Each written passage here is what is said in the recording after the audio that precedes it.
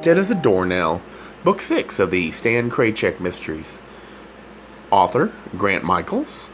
Publisher, St. Martin's Press, New York.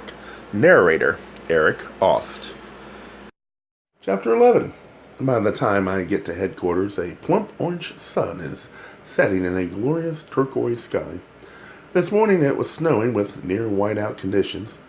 Now it's just wet everywhere, as if all that happened in Boston was a day of bountiful springtime rain. The weather doesn't seem to care that a young man was killed.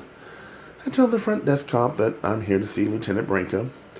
The cop starts to give me directions, but I tell him I know where I'm going. I get up to Branco's office where I'm told that the lieutenant is unavailable, and I should have a seat.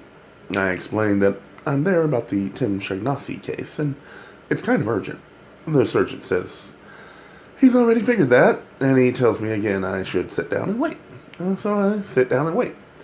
The phone rings a lot, and the sergeant takes a lot of messages. After about 10 minutes, I ask him if he knows how long Branco will be. He shrudges. He's manly, too. Maybe if I'd made it through police school, I would have learned how to shrug like that. Then I ask him if Branco is actually in his office. He says, "Oh, he's in there all right." So I go back to my seat and wait. Finally, the door to Branco's office opens a crack, allowing the murmur of his distinctive baritones to slip out, along with a woman's laugh. It's a pretty laugh, tinkly and bright, like she's hearing something funny in a cocktail lounge. Police headquarters is not generally known for party banter. The door opens further, and the laughing stops. And then it opens all the way, and Branco comes out, escorting pretty Selina Hightower from his office.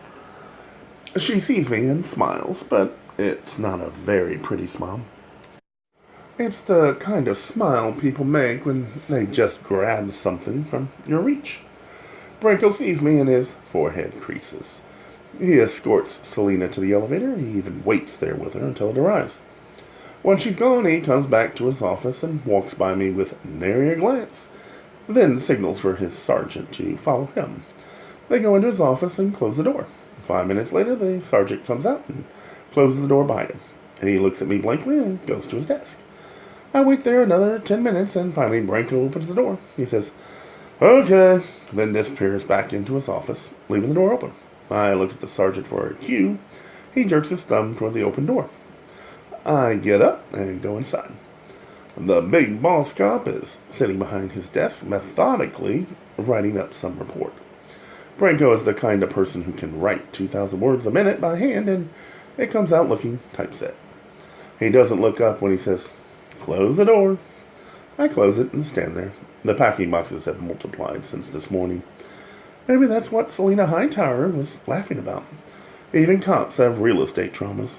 Yeah, the joke must have been about moving. Ha ha. Why else would Selina be laughing in Branco's office? All I know is her story stinks, and I'll make sure Branco knows it too, along with the rest of my South End exploits. But I don't quite get the chance. "Sit down," he says, still writing quickly. Then finally the Holy Writ is finished. He caps his pen, lays it down, and folds his hands on his desk in front of him. "You're doing it again," he says. "You're making problems." "What problems?" "For me," said Branco. His hands clench each other in a vice grip. I say, "I'm not making any problems." "Quiet," he says. He takes a breath as though he's trying to calm himself. Then he says, "I'm going to say this to you once, and I'm going to keep the emotion out of it. I'm going to state the facts as I see them, and you're going to listen. There will be no interruptions." Is Branco doing affirmations? Doesn't he know they don't work? "Do you understand?" he says. "Don't answer me. Just nod." How can I nod when I don't agree? Branco continues. "Not only have you been running around in public against my advice, I'm assuming that you purposely ignored my warning. Do you remember I said you might be in danger? Don't answer, just nod." "What else can I do?" "Right," he says, satisfied with my response. "So not only have you knowingly endangered yourself, but you said it might be an accident." "Quiet," he says. I said no interruptions. See? Those affirmations don't work. Branco takes a deep breath, then continues. "Well, God knows how many social calls you made today. You managed to alert every person that my crew was trying to question. I don't know how you did it, Stan, but you got there before we did every single time. And that puts us at a big disadvantage. He pauses. I call that a problem. I'm about to speak when up flies his hand. Don't, he says, then takes a moment to collect himself. You see, says Branco, if people don't know the details of a crime, especially the identity of a victim, then they're very likely to answer your questions differently than if they do know. You get what I'm saying? Just nod. That's right. But today, thanks to you, Stan, everyone already knows about Tim Shignasi. We might as well have called in the media. I didn't mean to. Don't talk.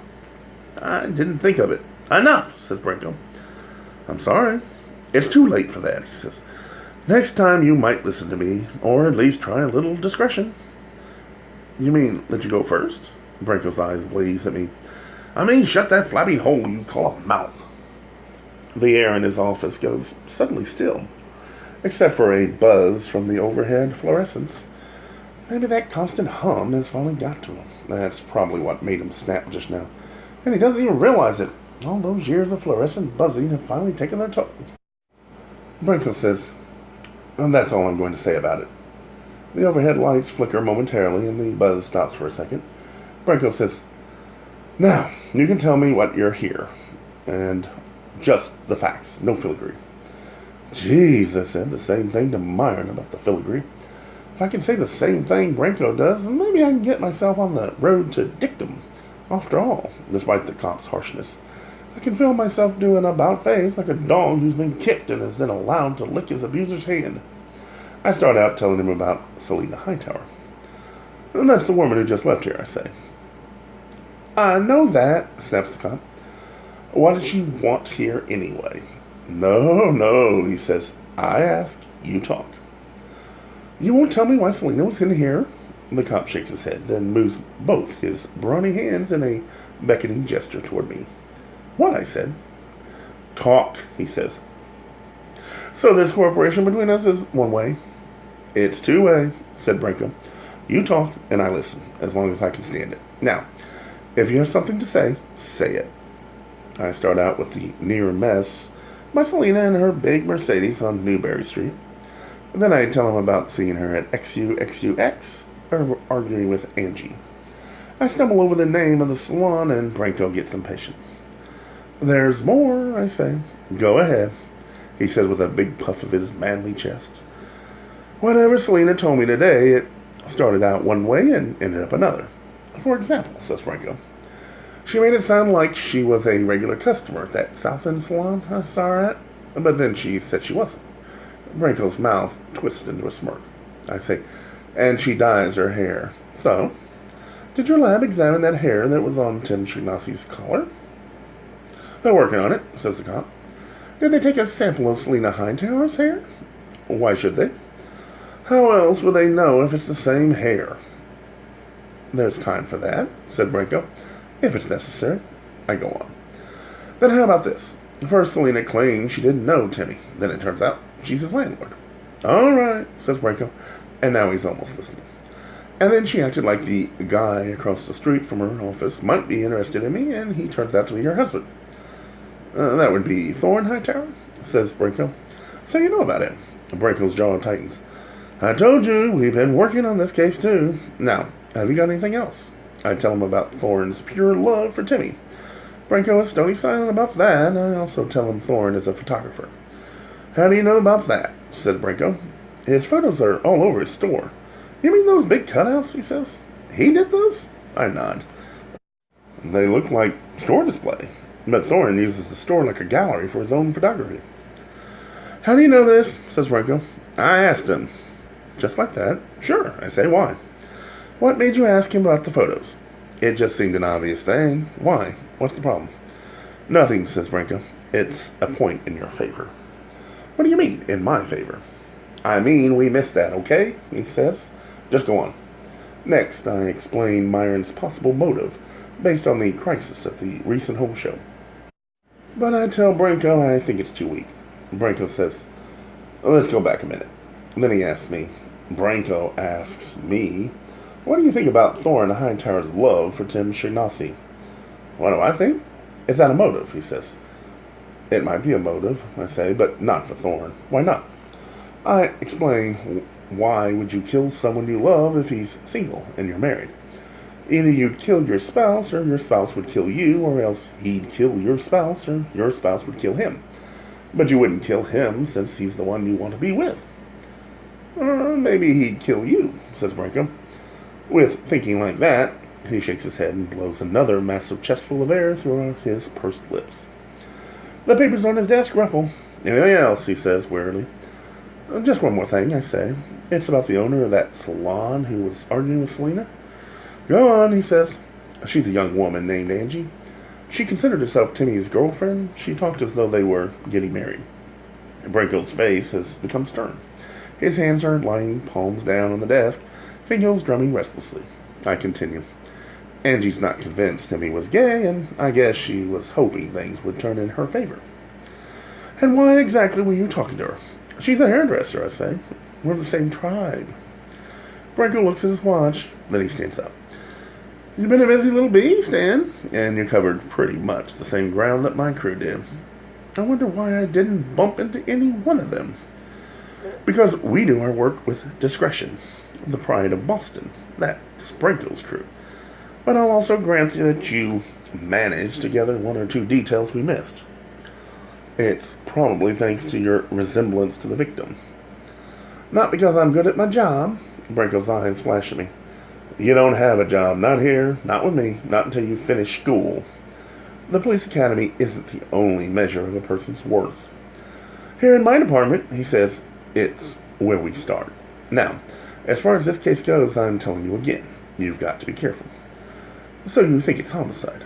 I don't know yet, says the cop. But it can't be an accident, not with all these suspects. I said I don't know.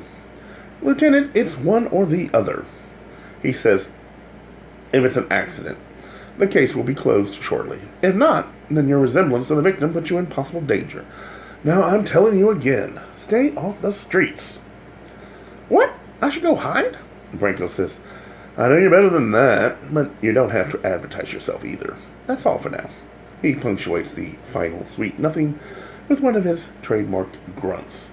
I take my cue and leave his office.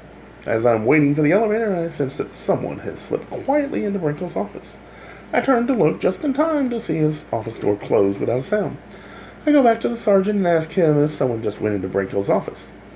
The sergeant smiles and says, Thanks for your time, buddy. He points toward the elevator. That's the way out. Gay Mysteries audiobooks. I think it is easy to hate a label, but a face humanizes the word. So this effort is twofold. To offer comfort to those like myself that your world didn't end because you don't fit into the view of acceptable society on both sides.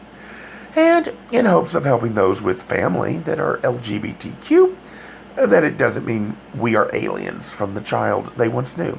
Reassure them so they can maybe be supportive at the same time, being true to their values.